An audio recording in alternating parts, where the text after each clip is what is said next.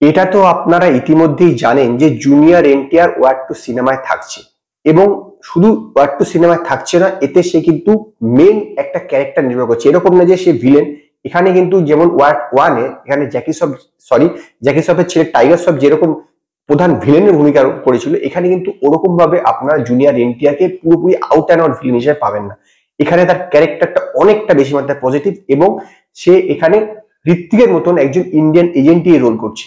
কিন্তু এখানে junior NTR কে নেওয়া শুধুমাত্র যে ওয়ার টু সাউথ ইন্ডিয়াতে পপুলারিটি বাড়ানোর উদ্দেশ্য না, এর পাশাপাশি কিন্তু ইয়াশ রাজ ফিল্মসে আরো অনেক রকম উদ্দেশ্য আছে।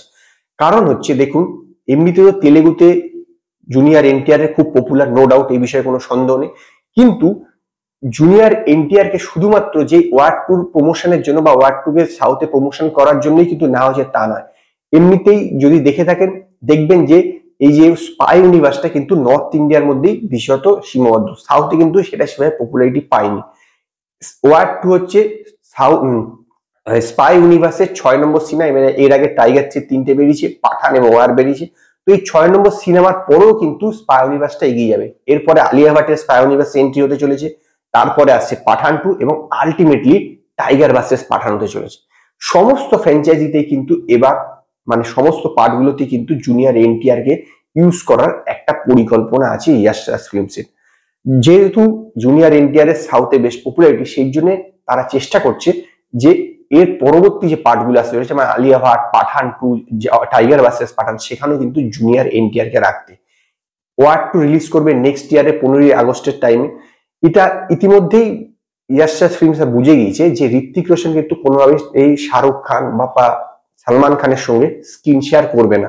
সে তার নিজের যে এই কবিরের আইডেন্টিটাকে সেটা কিন্তু ইউনিক রাখতে চাইছে। সেই কারণে ইয়াশ রাজ ফিল্মস এখন টার্গেট করেছে হচ্ছে জুনিয়র এনটিআর কে। জুনিয়র এনটিআর কে এই সিনেমাতে একটা যেটা বললাম যে ইন্ডিয়ান এজেন্টের রোল দেওয়া হচ্ছে, তো রোলটা অনেক বেশি কিন্তু মানে যে টাইগার শ্রফের চেয়ে অনেক বেশি পজিটিভ। তো এই ক্যারেক্টারটাকে তারা বিভিন্ন ভাবে বিভিন্ন যে পরবর্তী যে ফ্র্যাঞ্চাইজি গুলো আসবে তাতে কিন্তু ইউজ করবে। সেটা গেস্ট অ্যাপিয়ারেন্স হিসেবে হতে পারে বা কোনো একটা ইম্পর্টেন্ট রোল দেওয়া হতে পারে। তার কারণ তারা চাইছে যে স্পাই ইউনিভার্সটাকে সাউথে পপুলার করবার জন্য, এবং সেই কারণে কিন্তু জুনিয়র এনটিআর কে আদিত্য চোপড়া এই সিনেমাতে নিয়েছে এবং তার ক্যারেক্টারটাকে এইভাবে ইউজ করবে।